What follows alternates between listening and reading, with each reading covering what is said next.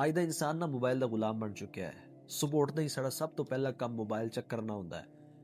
ਰੋਜ਼ਾਨਾ ਅਸੀਂ ਘੰਟੇ ਜਿਹੜੇ ਆ ਉਹ ਮੋਬਾਈਲ ਤੇ ਜ਼ਾਇਆ ਕਰ ਦਿੰਦੇ ਆ, ਲੇਕਿਨ ਕੁਰਾਨ ਪੜ੍ਹਨ ਲਈ ਸਾਡੇ ਕੋਲ ਰੋਜ਼ਾਨਾ 10 ਮਿੰਟ ਵੀ ਨਹੀਂ ਹੁੰਦੇ।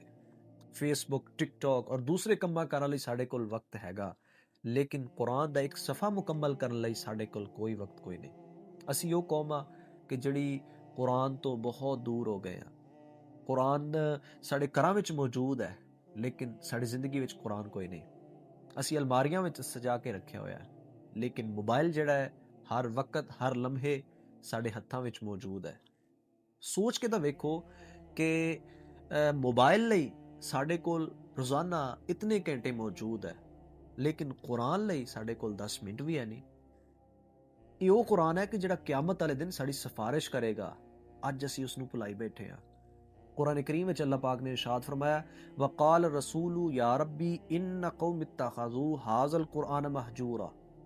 और रसूल सल्लल्लाहु तआला अलैहि वसल्लम कहेगा कि ऐ मेरी रब, मेरी कौम ने इस कुरान को बुला दिया था। ये आयत साड़ी मौजूदा हालत का आईना है, साड़ी मौजूदा हालत को बयान कर दी है। असी मोबाइल नाल जुड़े हाँ, लेकिन अल्लाह नाल टुट चुके हैं।